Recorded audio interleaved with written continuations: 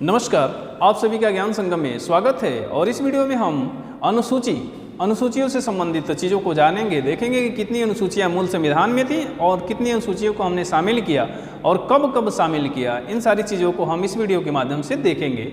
आइए शुरू करते हैं। अनुसूची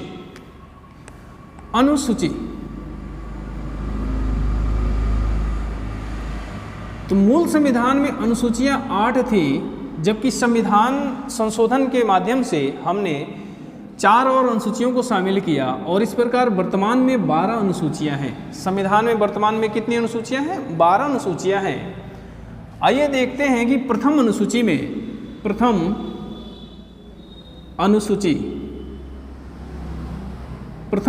में क्या क्या है। तो प्रथम अनुसूची में भारत, उसका राज्य और केंद्र शासित प्रदेश की बात की गई है।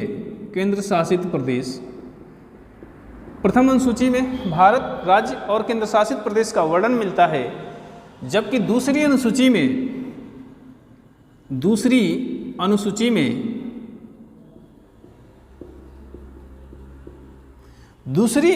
में जो संवैधानिक विशिष्ट पदाधिकारी हैं, विशिष्ट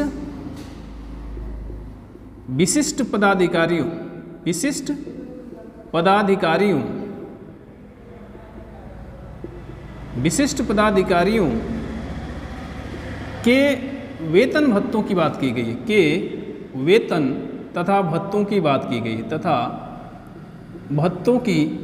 गई है, तो दूसरी अनुसूची में क्या है? वेतन तथा भत्तों का वर्णन मिलता है। किसके?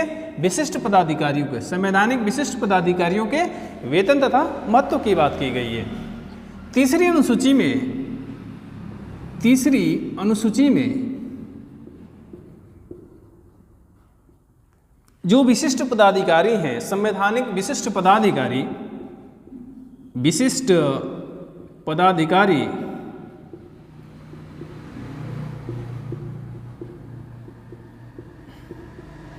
के शपथ की बात की गई है। तो पहले वाले में जो विशिष्ट पदाधिकारी हैं, विशिष्ट पदाधिकारी का मतलब जो उच्च पोस्ट हैं, जैसे राष्ट्रपति हैं, सुप्रीम कोर्ट, हाई कोर्ट, महान्यायवादी, इन सारे पदाधिकारियों के वेतन तथा भत्ते द्वितीय अनुसूची में, और तीसरी में क्या है? इनके शपथ की बात की गई है। ठीक है। चौथी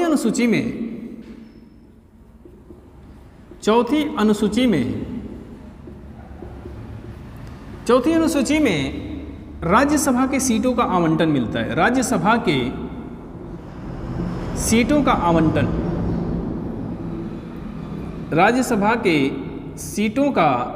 आवंटन मिलता है, और ये सीटें कहाँ से? राज्य से और केंद्र शासित प्रदेश दोनों से आएंगी। केंद्र शासित प्रदेश दोनों से शामिल की जाएंगी। तो इसमें चौथी अनुसूची में क्या है? राज्यसभा में सीटों का आवंटन, कितने राज्यों में कितनी सीटें होंगी। जैसे उत्तर प्रदेश में कितनी है? तो 31 है। पांचवी में देखते हैं, पांचवी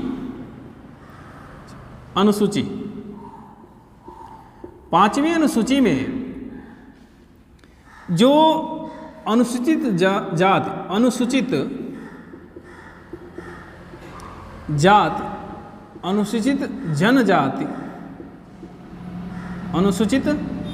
जनजाति के प्रशासन का वर्णन मिलता है। के प्रशासन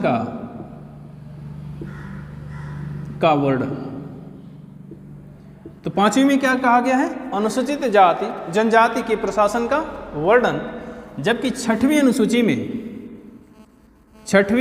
में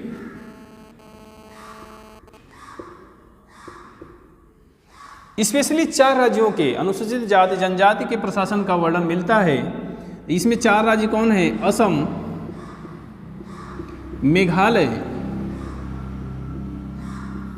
त्रिपुरा और मिजोरम राज्यों के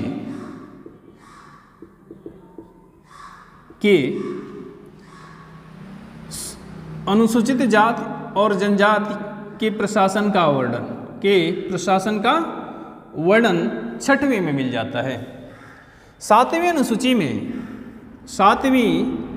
में 7वीं अनुसूची में शक्तियों का विभाजन मिलता है, शक्तियों का विभाजन। अब इसमें क्या है कि इसमें शक्तियों मतलब विषयों को बांट दिया गया है। जैसे संघ इसमें 3 सूचियां बनाई है, संघ सूची है, राज्य सूची है और समवर्ती सूची है, समवर्ती सूची है। तो शक्तियों का विभाजन 3 आधार पे किया गया है, 3 सूचियां बनाई गई है। पहली ये संघ सूची, राज्य सूची और समवर्ती सूची है। 8वीं अनुसूची में भाषा का वर्णन मिलता है, भाषा का वर्णन। 8वीं अनुसूची में भाषा का वर्णन मिलता है। मूल संविधान में 14 भाषाएं थी, जबकि वर्तमान में 22 भाषाओं को शामिल किया गया है, यानी कि हमने 8 भाषाओं को शामिल किया है संविधान संशोधनों के द्वारा। तो वर्तमान में कितनी भाषाएं थी? 14, अब कितनी हैं? 22 भाषाएं हैं। और भाषाओं का वर्णन कहाँ पे मिलता है? तो 8वीं अनुसूची में मिलता है। इसी प्रकार 9वीं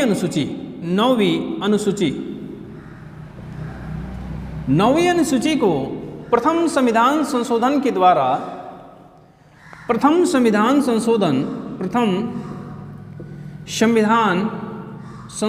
द्वारा जोड़ा गया था। और ये कब हुआ था? 1951 में इसको शामिल किया गया और ये भूमि सुधार से संबंधित था। और किससे संबंधित था? भूमि सुधार से संबंधित था। तो 9वीं अनुसूची को कब शामिल किया गया? प्रथम संविधान संशोधन 1951 में। और किससे संबंधित है? भूमि सुधार से संबंधित है। 10वीं अनुसूची, इसको भी संविधान संशोधन द्वारा शामिल किया गया और ये 52वां संविधान संशोधन था जो 1985 में किया गया था। 52वां संविधान संशोधन 1985 में, और यह दल बदल से संबंधित था, दल बदल से संबंधित था। तो 10वां किससे संबंधित है? तो 52वां संविधान संशोधन के द्वारा लाया गया था 10वीं अनुसूची, और 1985 में लाया गया और ये दल बदल कानून से संबंधित है। ठीक है। इसी प्रकार 11वीं अनुसूची जो है, 11वीं अनुसूची ये है पंचायतों से संबंधित है, पंचायतों से संबंधित है। और इसको भी शामिल किया गया था 73वां संविधान संशोधन 1992-93 में इसको लाया गया था। और किससे संबंधित है? पंचायतों से। 73वां संविधान संशोधन 1992-93, दोनों डेट याद रखिएगा, 92-93 भी। और ऐसे ही 12वीं अनुसूची जो है, 12वीं अनुसूची, इसमें शामिल किया गया है नगर पालिका को शामिल किया गया है, नगर पालिका को शामिल किया गया है। और ये कौन सा संविधान संशोधन था? तो ये 74वां संविधान संशोधन था और इसको भी 1992-93 में लाया गया था।